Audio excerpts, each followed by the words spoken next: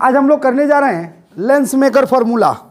और lens maker formula में इसी को दूसरे नाम से जानते हैं पतले लेंस के लिए अपवर्तन का व्यंजक प्राप्त कीजिए, या फिर इसी को कहते हैं 1/f is equal to mu minus 1 into 1/r1 minus 1/r2 सूत्र को सत्यापित कीजिए, जहां f फोकस दूरी है, म्यू अपवर्तनांक है और r1 r2 दो गोलीय सतहों की त्रिज्या है। क्लियर। अब इसको हम लोग करने से पहले सबसे पहले चित्र को समझेंगे। चित्र क्या है? तो एक पतला सा लेंस बना लिया, उत्तल लेंस बना लिया हूं। इस पतले लेंस से थोड़ा मैं जूम करके इसको दिखा दे रहा हूं। देखिए, चूंकि आप लोग इसको अच्छे से बना लीजिएगा। ये एक पतला लेंस बनाइए जिसके दो सतह R1 और R2 है। तो एक सतह R1 और दूसरा सतह R2 है। अब इसमें एक मुख्य अक्ष बना लीजिए, प्रिंसिपल एक्सिस। अब इसके लेंस के अंदर का अपवर्तनांक कुछ अलग होगा और बाहर का अपवर्तनांक कुछ अलग होगा। तो मैं इसको 1 मान लेता हूं। बाहर जो लेंस के बाहर है उन सबको, उसके अपवर्तनांक को 1 मान लेता हूं। अगर हवा रहेगा तो μ1 को हवा कहेंगे। और इस लेंस के अंदर अपवर्तनांक को क्या मान लिया गया है? μ2 मान लिया गया है। ओके। अब देखिए, एक किसी भी वस्तु को मैं इस लेंस के सामने रखूंगा और उसका प्रतिबिंब बनाऊंगा। तो एक वस्तु ओ बोले तो ऑब्जेक्ट, ओ माने ऑब्जेक्ट होता है। तो ऑब्जेक्ट को रख लिया यहाँ पे, इसलिए इसका नाम ओ भी दिया गया। आप लोग कुछ भी नाम रख सकते हो। एक वस्तु, छोटा सा वस्तु यहाँ रखे तो इससे एक लाइट जा रही है, प्रकाश किरण जा रही है। देखिए, प्रकाश किरण जा रही है और लेंस के पहले सतह से टकरा रही है। इस सतह का त्रिज्या का नाम दिया हूँ R1 और दूसरे सतह के त्रिज्या का नाम दिया हूँ R2। तो इस सतह से टकरा रही है तो इस सतह इसका अपवर्तन कर दे रहा है और यहाँ इसका प्रतिबिंब बनाने की कोशिश कर रहा है, जा रहा है इधर। देखिए, यहाँ से किरणें जाएगी, फिर यहाँ जाएगी और फिर इधर। ऐसे ही ना होना चाहिए। एक सतह से एक माध्यम से दूसरे माध्यम में प्रकाश किरणें मुड़ जाती है प्रकाश के अपवर्तन के अनुसार। तो ये एक माध्यम से दूसरे माध्यम में झुक गया और फिर यहाँ से आएगा तो और थोड़ा झुक गया। ओके। जैसे एक प्रिज्म की बात कर रहे हैं तो प्रिज्म किरणें इधर से जा रही है, फिर झुक जाता है, फिर इधर झुक जाता है। ऐसे ही ना होता है। उसी तरह इस पर आप लंब खींच के देखिएगा तो प्रकाश किरणें मुड़ती जाएगी। अब देखिए, ये पहला सतह जो है उस प्रतिबिंब को कहाँ बना रहा है? यहाँ I' पे बना रहा है। और फिर दूसरा सतह अब ये वस्तु की तरह काम करेगा। दूसरे सतह के लिए ये वस्तु है और उसका प्रतिबिंब कहाँ बना रहा है? I बना रहा है। तो चलिए देख लिया जाए कि ये जो लेंस है और ये वस्तु है, लेंस और वस्तु के बीच की दूरी को वस्तु दूरी U कहते हैं और लेंस और प्रतिबिंब के बीच की दूरी को प्रतिबिंब दूरी V कहते हैं। तो चूंकि दो को प्रतिबिंब है, इधर एक V' है और एक V है, मतलब I' और I है, तो इसके प्रतिबिंब की दूरी को V' और इसके प्रतिबिंब दूरी को V मान ले रहा हूँ। इतना से हम लोगों का व्यंजक कंफर्म हो जाएगा। अब जरा बताइए, पिछले रोज हम लोग पिछले क्लास में ये देखे होंगे गोलीय सतह से अपवर्तन का सूत्र क्या होता है। चलिए, तो गोलीय सतह से अपवर्तन का सूत्र होता है μ2/v minus μ1/u is equal to μ2 minus μ1/r। खुरस्ती रखो ना अपना।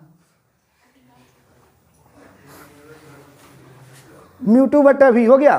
तो μ2 क्या है? तो अपवर्तनांक है। तो पिछले रोज हम लोग किए थे, एक गोलीय सतह से अपवर्तनांक का सूत्र प्राप्त किए थे। तो देख लीजिए, एक गोला हुआ करता था, इसके बाहर एक छोटा सा टुकड़ा ले लिए थे, एक इसके बाहर का सतह μ1 ले लिए थे, इसके अंदर को μ2 ले लिए थे। तो μ1 से μ2 में प्रकाश किरणें प्रवेश कर रही थी। तो एक सूत्र जनरेट होकर के आया था, व्यंजक लाए थे μ2/v minus μ1/u equal to μ2 minus μ1/ गोले की त्रिज्या।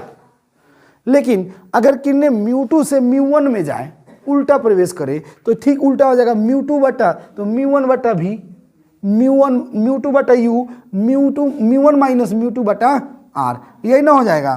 तो चलिए इसको हम लोग करते हैं। ठीक इसी की तरह सेम डिटो, ये पहला सतह से जो अपवर्तन हो रहा है, पहले सतह से, पहले गोलीय सतह से अपवर्तन हो रहा है, तो पहले गोलीय सतह के लिए वस्तु दूरी u और प्रतिबिंब दूरी v'। तो 1 से 2 में प्रकाश किरणें जा रही है, तो μ2/v'। देखिए, μ2/v', देख रहे हो, वस्तु दूरी और प्रतिबिंब दूरी। तो μ2/v' minus μ1/u is equal to μ2 minus μ1/r। अब इस सतह के लिए ये वस्तु है, वस्तु दूरी v' और प्रतिबिंब दूरी v। तो दूसरे सतह के लिए देखिएगा, प्रकाश किरण इधर से जा रही है इधर, यानी कि दूसरे माध्यम से कहाँ जा रही है?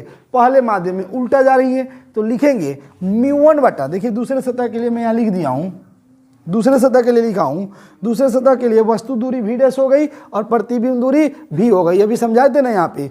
तो ये देखिए दूसरे सतह के लिए क्या हो जाएगा, μ1 उल्टा, ठीक उसका उल्टा, μ1 बटा, देखिए तो μ2 था तो μ1 बटा प्रतिबिंब, प्रतिबिंब को क्या कहेंगे, v कहे हैं यहाँ पे, देखिए प्रतिबिंब को v, μ1 बटा v माइनस μ2 बटा वस्तु, वस्तु को क्या बोला गया, देखिए तो वस्तु को यही ना बोला गया, वस्तु v डैश, μ2 बटा v dash is equal to μ1 minus μ2 बटा गोले की त्रिज्या तो दूसरा सतह है तो r2। ओके, इसको मैं इक्वेशन क्या बोल दिया, 2 बोल दिया। अब देखिए एकदम इजीली बन जाएगा। अब इसके बाद से यहाँ लिखिएगा, अब इसके बाद केवल कैलकुलेशन करना, अब चित्र का काम यहाँ खत्म हो गया। समीकरण 1 और समीकरण 2 को जोड़ने पर, जोड़ दीजिए, जोड़ दूं, हाँ जोड़ने लिखा हूँ, थोड़ा मिस्टेक हो जाता है ना कभी कभी तुम लोगों से, तो उसको मैं सुधार दिया।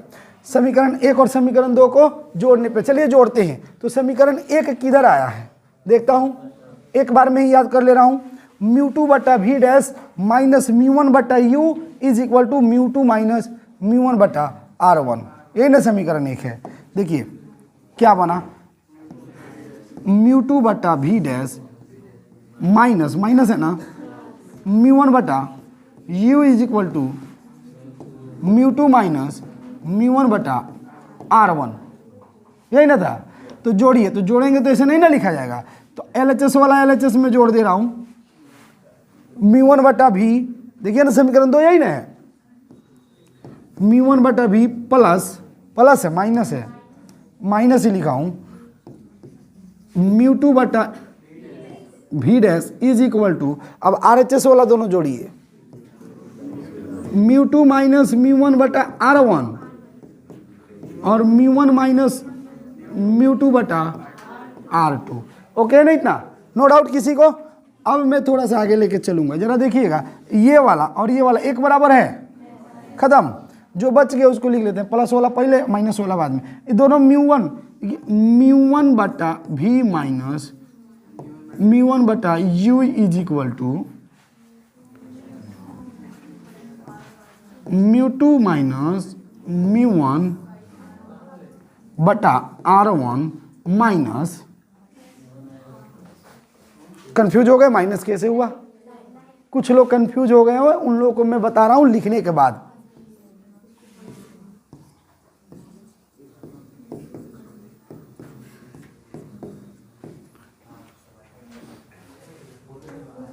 Okay, μ2 minus μ1, okay. अब देखिए कैसे हुआ यहाँ माइनस, तो यहाँ μ1 माइनस μ2 था, माइनस कॉमन ले लिया हूँ, जैसे माइनस कॉमन लिया तो प्लस था, प्लस और माइनस माइनस, और ये पलट जाएगा, μ2 माइनस में है तो प्लस में होगा और μ1 प्लस में तो माइनस में हो गया। अब जरा देखिएगा, इसको थोड़ा सा मैं और आगे लेके चलता हूँ। अब केवल कैलकुलेशन, बस कैलकुलेशन कर देना है। μ1 कॉमन ले लूँ, μ2 माइनस μ1 कॉमन ले लूँ,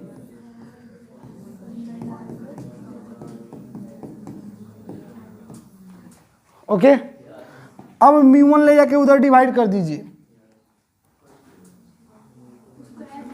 1 बटा v माइनस 1 बटा u इज इक्वल टू, μ1 ले जाके इसमें डिवाइड कीजिए, तो किसी एक ब्रैकेट में कर दीजिए, इसमें कर दे रहा हूं, तो ये हो जाएगा μ2 बटा μ1 और माइनस μ1 बटा μ1, ओके।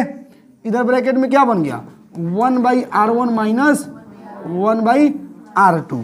एक लाइन और मैं आगे बढ़ूंगा और आप लोग क्लियरली समझ लीजिएगा।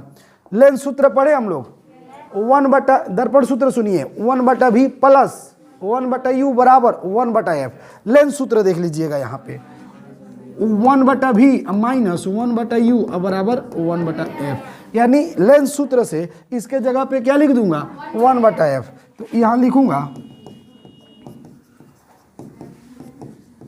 लेंस सूत्र से इसके जगह पे मैंने क्या लिख दिया, 1 by f is equal to, अब देखिए तो μ2 बटा μ1, μ2 1 minus 1 by r1 minus 1 by R2।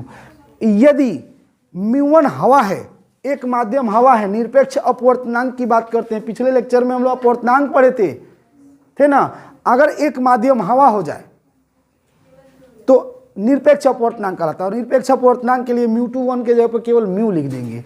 यदि एक माध्यम क्या हो, माध्यम हवा है तो क्या लिखते हैं, μ21 के जगह पर केवल म्यू लिख दूं। अब क्या बन जाएगा, अब मेरा व्यंजक जो बन जाएगा, देखिए यहां बन गया 1/f is equal to μ-1 into 1/r1 minus 1/r2। और यही हम लोग को प्रूफ करके लाना था। ये फोकस दूरी का भी पूछेगा तो यही फॉर्मूला कीजिएगा। यदि लेंस की क्षमता पूछ दिया, पतले लेंस की क्षमता के लिए व्यंजक प्राप्त कीजिए, इसी में से निकाल के पूछ दिया पतले लेंस की क्षमता के लिए व्यंजक प्राप्त कीजिए, तो पतले लेंस का इतना कर दिए। इतना करने के बाद सीधे कह दीजिएगा, हम जानते हैं कि 1/f इक्वल टू लेंस की क्षमता, 1/f इक्वल टू लेंस की क्षमता p, तो सीधे इस 1/f के जगह पर क्या लिख दीजिएगा, p।